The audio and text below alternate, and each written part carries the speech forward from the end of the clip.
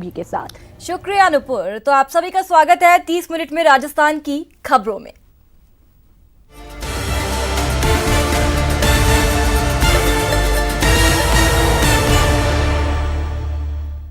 तो चलिए अब शुरू करते हैं फटाफट खबरों का सिलसिला। रेपो रेट में फिर से कटौती का ऐलान किया गया। आरबीआई गवर्नर ने आज रेपो रेट में 40 बेसिस पॉइंट की कटौती का ऐलान किया। अब रेपो रेट 4% होगा। रेपो रेट में कटौती से ईएमआई में कमी आएगी। इससे सरकार ने ईएमआई की वसूली में 3 महीने की छूट का ऐलान किया था। तो 17 अप्रैल को कोरोना संकट के बीच आरबीआई ने रेपो रेट में कटौती का ऐलान किया था। आरबीआई गवर्नर ने माना कि कोरोना के कारण देश की अर्थव्यवस्था को नुकसान पहुंचा है और औद्योगिक उत्पादन ठप हुआ है, लेकिन देश में महंगाई को लेकर अभी हालात काबू में रहेंगे। देश में मानसून के सामान्य रहने का अनुमान जताया गया। आरबीआई गवर्नर ने अपनी पीसी में बताया कि इस साल मानसून अपने समय के मुताबिक रहेगा और बारिश भी सामान्य होगी।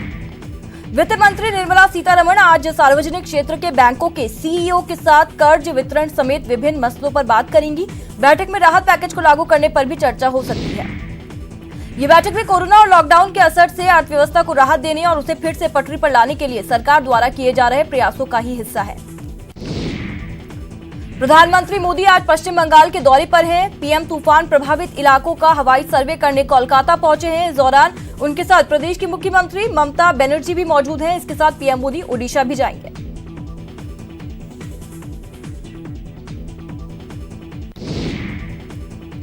हाल में आए तूफान के कारण पश्चिम बंगाल में काफी तबाही हुई। इस तूफान के कारण राजधानी कोलकाता समेत पूरे राज्य पर बड़ा असर पड़ा।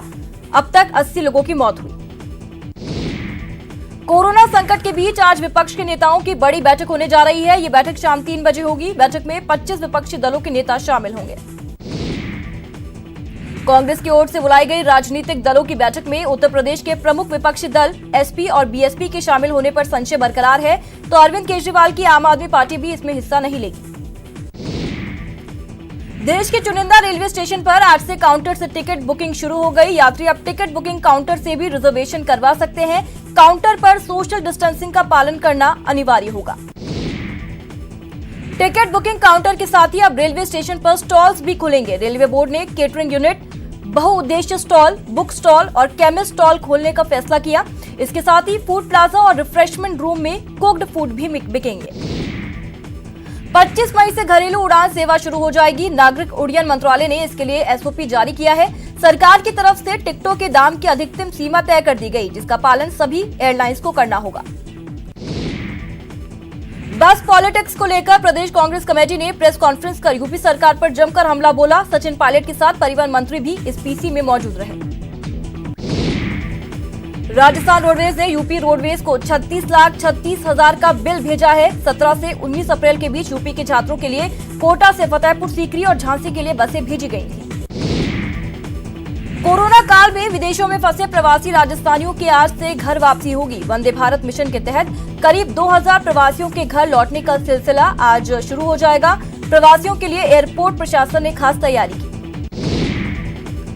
तजाकिस्तान में फंसे करीब 800 छात्रों ने केंद्र सरकार से स्वदेश वापसी की गुहार लगाई। इनमें से कई छात्र भरतपुर के रहने वाले हैं। वीडियो के जरिए छात्रों ने अपनी समस्याएं बताई और घर वापस लाने की मांग की। देश में 24 घंटे में कोरोना के 6000 से ज्यादा मामले सामने आए। कोरोना के अब तक कुल 1,18,000 से ज्यादा केस सामने आ चुके हैं, जबकि 3,543 लोगों की मौत हुई। स्वास्थ्य मंत्रालय के मुताबिक अब तक लगभग 40.32% मरीज ठीक हो चुके हैं। इलाज के बाद ठीक होने वाले मरीजों का आंकड़ा 45,300 तक जा चुका है।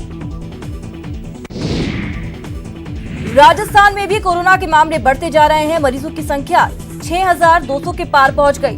अब तक 152 लोगों ने जान गंवाई, जबकि ठीक होने वालों का आंकड़ा 3100 ज्यादा पहुंच गया है। जयपुर में कोरोना के 1,686 मामले सामने आ चुके हैं। 75 लोगों की मौत हुई, जबकि इलाज के बाद 994 मरीजों को डिस्चार्ज किया गया। राजधानी में 549 एक्टिव केस। 23 मई से राजस्थान में रोडवेज बसों का संचालन फिर से शुरू होगा। प्रदेश के 55 रूट्स पर बसें चलेंगी। यात्री ऑनलाइन टिकट बुक कर सकते हैं। रेड जोन में बसें नहीं चलेंगी। राजस्थान सरकार दिवंगत लोगों के अस्थि विसर्जन के लिए स्पेशल बस चलाएगी। समीक्षा बैठक में सीएम गहलोत ने इसके लिए यूपी और उत्तराखंड सरकार से वार्ता के निर्देश दिए। कोरोना संकट के बीच गुजरात में रह रहे राजस्थानियों ने सीएम गहलोत को पत्र लिखा। गुजरात में रह रहे प्रवासियों की मांग है कि राजस्थान में आ रहे कोरोना संक्रमितों की सूची में से प्रवासी शब्द हटा दिया जाए। स्वायत्त शासन मंत्री शांति धारीवाल आज कोटा प्रवास पर हैं। मंत्री ने एक बार फिर शहर में नगर विकास न्यास की ओर से किए जा रहे विकास के निर्माण कार्यों का जायजा लिया। सीएम गहलोत ने कृषक कल्याण शुल्क की दरों को घटा दिया है। ज्वार, बाजरा, मक्का कई उत्पादों पर कृषक कल्याण शुल्क 2% से घटाकर आधा फीसदी कर दिया गया। दलहन, तिलहन, गेहूं समेत जिन कृषि जिन्सों पर मंडी शुल्क की दर ₹1 और ₹1.60 प्रति सैकड़ा है, उन पर 2% की जगह 1% कृषक कल्याण शुल्क लगेगा। राज्य सरकार की ओर से हाल ही में कृषि जिन्सों पर लगाए गए 2% कृषक कल्याण शुल्क को कम किया जाएगा। मुख्यमंत्री अशोक गहलोत ने ट्वीट कर इस बारे में जानकारी दी। कारोबारियों की पीड़ा को समझते हुए शुल्क कम करने के निर्देश अधिकारियों को दिए। कोटा में आज एक ही दिन में 17 कोरोना पॉजिटिव मामले सामने आने के बाद हड़कंप मच गया। पॉजिटिव मामलों में मरीजों में 2 और 6 साल की 2 बच्चियां शामिल हैं। पॉजिटिव मरीजों का आंकड़ा 356 तक पहुंच गया है। सुजानगढ़ के बालाजी नर्सिंग कॉलेज के क्वारंटीन सेंटर में 3 युवक कोरोना पॉजिटिव निकले। बालाजी नर्सिंग कॉलेज में रखे गए तीनों युवक जोगलिया जैतासर गांव के हैं। चूरू के कोविड केयर सेंटर में 10 कोरोना पॉजिटिव मरीजों की ठीक होने पर उन्हें डिस्चार्ज किया गया। इन्होंने 10 दिनों में ही जंग जीती है। इस दौरान स्वास्थ्य कर्मियों ने इनके सम्मान में फूल बरसाए और पुष्प मालाएं पहनाकर हौसला बढ़ाया। सरकार के स्वायत्त शासन विभाग ने एक आदेश जारी करते हुए राज्य के तमाम निकायों में बकाया लीज राशि एक मुश्त जमा करवाने पर जनता को ब्याज पर छूट दी। प्रतापगढ़ विधायक रामलाल मीणा ने भारतीय कांग्रेस कमेटी सदस्य सुरेंद्र चंडालिया ने भ्रमण कर बाजार का जायजा लिया। इस दौरान व्यापारियों ने विधायक मीणा को धन्यवाद दिया। अलवर में कांग्रेस पार्टी की 2 महिला विधायकों ने राजस्थान सरकार से लॉकडाउन में निजी स्कूलों की फीस माफ करने या जमा कराने की छूट के बारे में राहत देने की मांग की। कोरोना को रोकने के लिए देश भर में लॉकडाउन लगा है। इसके बावजूद प्रशासन की बिना इजाजत के एक शॉपिंग मॉल खुला, जिस पर पुलिस ने कार्रवाई करते हुए उसे बंद करवाया। धौलपुर जिले के बाड़ी कस्बे में कोरोना पॉजिटिव केस मिलने के बाद कस्बे के लोग गाइडलाइन की धज्जियां उड़ाते दिखे। अलवर के बहरोड कस्बे में सरकारी कैंटीन लॉकडाउन लगने के बाद 2 महीने बाद खुलने पर लोगों की भीड़ उमड़ पड़ी। कैंटीन में सोशल डिस्टेंसिंग के नियम का जमकर उल्लंघन होने के बाद पुलिस ने मौके पर पहुंचकर मोर्चा संभाला। भरतपुर में मिट्टी के मटके की बिक्री नहीं होने से बर्तन व्यवसायियों के कई परिवार बेरोजगारी की कगार पर हैं। कोरोना महामारी के कारण बर्तनों की सप्लाई काफी प्रभावित हुई। कोटा में गेहूं के खरीद केंद्रों से जिंस का उठाव नहीं होने से किसानों को परेशानी का सामना करना पड़ रहा है। गेहूं बर्बाद होने का डर बना हुआ है। कोटा के सांगोट सहित अन्य खरीद केंद्रों पर भी यही आलम दिखाई दिया। राजसमंद में कोरोना से बचने के लिए 13 पंथ जैन धर्म संघ के जैन संतों ने इसका सरल उपाय बताया। उन्होंने रोग प्रतिरोधक क्षमता को बढ़ाने का तरीका बताया। श्वास पर नियंत्रण यानी सम्यक श्वास। भीलवाड़ा के बापू नगर में कोरोना पॉजिटिव मिला, जिसके बाद इसे 0 मोबिलिटी एरिया घोषित किया गया, लेकिन यहां गाइडलाइन की खुलकर धज्जियां उड़ाई जा रही है। धौलपुर में लॉकडाउन 4 में राज्य सरकार ने व्यापारियों और आमजन को काफी राहत दी, लेकिन ये राहत केवल सुबह 7 बजे से शाम 7 बजे तक है। खबर कोटा से, जहां इटावा के कृषि उपज मंडी परिसर में सरसों और चने खरीद ठप रही। इसके चलते दराज से आए 150 किसानों को परेशानी का सामना करना पड़ा। अलवर में गेहूं और सरसों खरीद केंद्र से बारदाना लेकर आ रहे ट्रक में अचानक आग लग गई। फायर ब्रिगेड की मदद से आग पर काबू पाया गया। बूंदी में अवैध देसी शराब बनाने वाले तस्करों को गिरफ्तार किया गया। 700 लीटर अवैध शराब बरामद हुई। पुलिस ने ड्रमों में भरी वॉश को नष्ट किया। नागौर में पुलिस ने तंबाकू उत्पाद से भरा पिकअप पकड़ा। इसके अलावा कारोबारी के ठिकाने पर छापा मारा, जहां से भारी मात्रा में तंबाकू उत्पाद जब्त किया। मामले में 2 आरोपी गिरफ्तार। झालावाड़ में प्रतिबंधित नशा तस्करी के खिलाफ बड़ी कार्रवाई। पुलिस ने कार्रवाई करते हुए 4 आरोपियों को गिरफ्तार किया। भारी मात्रा में जर्दा, तंबाकू, गुटखा और धूम्रपान सामग्री बरामद की। कोटा की गुमानपुरा थाना पुलिस को बड़ी कामयाबी हाथ लगी। पुलिस ने कार्रवाई करते हुए एक साथ 1 दर्जन सटोरियों को गिरफ्तार किया। बूंदी के लाखेरी कस्बे में एक सिरफिरे युवक ने चाकू से हमला कर एक महिला की हत्या कर उसके बेटे बेटी को घायल कर दिया। पुलिस ने मामले की जांच शुरू की। चूरू के रतनगढ़ में कोरोना जांच करवाने के बहाने महिला से गैंगरेप। 36 साल की महिला ने 3 लोगों पर आरोप लगाया। पुलिस ने तीनों आरोपियों को राउंड अप कर लिया। चूरू की सदर थाना पुलिस ने बड़ी कार्रवाई की। पुलिस ने 8 घंटे में शातिर वाहन चोर को गिरफ्तार कर लिया। आरोपी के कब्जे से चोरों के ट्रैक्टर भी बरामद किए गए। भीलवाड़ा के एक निजी हॉस्पिटल में इलाज के दौरान मरीज की मौत पर परिजनों ने हंगामा शुरू कर दिया और मुआवजे की मांग करने लगे। पुलिस ने मौके पर पहुंचकर मामला शांत करवाया। भरतपुर में महिला का शव नीम के पेड़ से लटका मिला। इससे इलाके में सनसनी फैल गई। सूचना पर पुलिस मौके पर पहुंची और शव को पोस्टमार्टम के लिए भिजवाया गया। झालावाड़ के देवरी गांव में एक विवाहिता ने आपसी विवाद में दुष्कर्म की धमकी मिलने के बाद जहर खा लिया। हालत बिगड़ने पर परिजन उसे बकाली अस्पताल ले गए, जहां पर उसे झालावाड़ रेफर कर दिया गया। पुलिस मामले की जांच में जुटी है। कोटा में एक युवक ने फांसी लगाकर खुदकुशी कर ली। खुदकुशी की वजह पत्नी से झगड़ा बताया जा रहा है। पुलिस ने शव को मोर्चरी में रखवाकर जांच शुरू की। राजसमंद के दिवेर इलाके में एक कथित संत पर दुष्कर्म का आरोप लगा। पीड़ित विवाहिता ने मानवाधिकारी सामाजिक न्याय आयोग के मार्फत एसपी से कार्रवाई की मांग की। कोटा के महावीर नगर पुलिस को बड़ी कामयाबी हाथ लगी। पुलिस ने 92 लाख रुपए की सरकारी राशि गबन करने के मामले में मुख्य आरोपी को गिरफ्तार किया। कोटा में चोरों ने सूने पड़े कई मकानों को निशाना बनाया और नकदी समेत लाखों के जेवरात चुराने की वारदात को अंजाम दिया। अलवर के ततारपुर में तेज गति में आ रहे टेम्पो की चपेट में आने से बाइक सवार व्यक्ति की मौत हो गई, जिसके बाद पुलिस ने पोस्टमार्टम कर शव परिजनों को सौंप दिया। हनुमानगढ़ के डुंगराड़ा गांव में नहर में बहे युवक का दूसरे दिन भी सुराग नहीं लगा। एनडीआरएफ की टीम नहर में युवक की तलाश में जुटी है।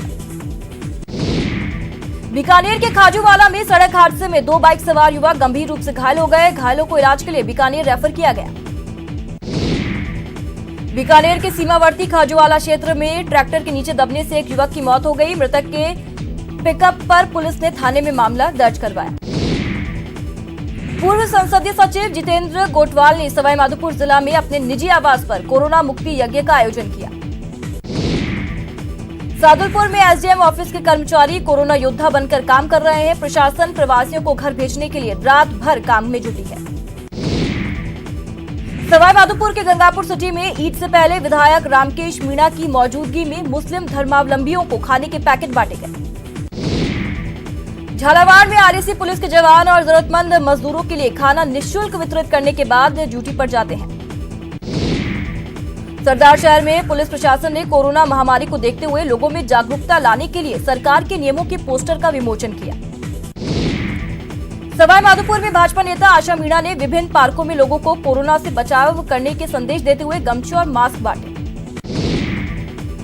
सादुलपुर में पुलिस की ढिलाई सामने आई। सुबह मुंबई से लौटे 18 प्रवासी करीब 3 घंटे तक सड़क पर खड़े इंतजार करते रहे, जबकि उन्होंने पुलिस को इस बारे में सूचना भी दी, मगर पुलिस ने गंभीरता से इस मामले को नहीं लिया। कोरोना के बीच पिछले 2 महीने से प्रदेश के स्कूल कॉलेज बंद पड़े हैं। इस बीच जोधपुर में जेएनवीयू के छात्रों ने शिक्षा मंत्री के नाम ज्ञापन सौंपा और सभी छात्रों को प्रमोट करने की मांग की। जैसलमेर के नाचना कस्बे में पोखरण उपखंड अधिकारी अजय अमरावत ने नाचना क्षेत्र का दौरा किया। अधिकारियों की बैठक लेकर जरूरी दिशा निर्देश भी दिए। कोरोना काल में संविदा नर्सेस कर्मचारियों ने सीएमएचओ कार्यालय के बाहर काली पट्टी बांधकर आक्रोश जताया। कर्मचारियों ने दिन में वेतन में बढ़ोतरी नहीं करने पर कार्य बहिष्कार की चेतावनी दी। आईएएस के पाठक ने भीलवाड़ा जिले का दौरा किया। इस दौरान उन्होंने शाहपुरा में चिकित्सालय का निरीक्षण कर क्वारंटीन सेंटर की व्यवस्थाओं का जायजा लिया। झुंझुनू के मलसीसर उपखंड मुख्यालय के सामने पाइपलाइन टूटने से लाखों लीटर पानी व्यर्थ बह गया। सूचना पर पहुंचे एलएनटी कार्मिकों ने 8 घंटे की मशक्कत के बाद मरम्मत का काम शुरू किया। अजमेर दक्षिण विधानसभा से विधायक अनीता भदेल की ओर से गुरुवार को अस्थि विसर्जन यात्रा को रवाना किया गया। थैलीसीमिया पीड़ित बच्चों के लिए कोटा शहर में रक्त की कमी नहीं आए, इसके लिए कोटा में राजस्थान भारत स्काउट गाइड और गवर्नमेंट साइंस कॉलेज के छात्रों ने रक्तदान शिविर में हिस्सा लिया। जयपुर के होनहार वत्सल कुलश्रेष्ठ का गूगल के वार्षिक कार्यक्रम जीएसओसी यानी गूगल समर ऑफ कोड्स प्रतियोगिता में चयन हुआ। रिलायंस जियो में अमेरिकी कंपनी केकेआर 2.32% हिस्से के लिए 11,367 करोड़ रुपए का निवेश करेगी। एक महीने में जियो प्लेटफॉर्म की ये 5वीं बड़ी डील है। इस 5 डील से जियो प्लेटफॉर्म ने एक महीने में 78,562 करोड़ रुपए जुटाए। चूरू पुलिस के फेसबुक पेज पर जारी ऑनलाइन लाइव सेशन में एक्टर विपिन शर्मा रूबरू हुए। अभिनेता विपिन शर्मा ने सबसे पहले अपने प्रशंसकों से अपील करते हुए कहा कि बेवजह अपने घरों से ना निकलें, लॉकडाउन के दिशा निर्देशों का अनुपालना करें। चीफ काजी राजस्थान खालिद उस्मानी ने प्रदेशवासियों से खास अपील की, तमाम लोग सब्र दिखाएं। इस साल जुमातुल विदा और ईद के दिन घरों में रहें, लॉकडाउन की सख्ती से पालना करें, जामा मस्जिद या ईदगाह की मस्जिद का बिल्कुल भी रुख ना करें। कोटा के एमबीएस अस्पताल के न्यूरो सर्जरी विभाग में एक बच्ची का जटिल ऑपरेशन कर जीवन बचाया गया। न्यूरो सर्जरी विभागाध्यक्ष ने बताया कि बच्ची खेलने के दौरान गिर गई थी, जिससे बच्ची के दिमाग में पत्थर घुस गया था, जिससे बाहर निकाला गया। और यहाँ पर रुकेंगे एक छोटे से ब्रेक के लिए, आप बने रहिए हमारे साथ।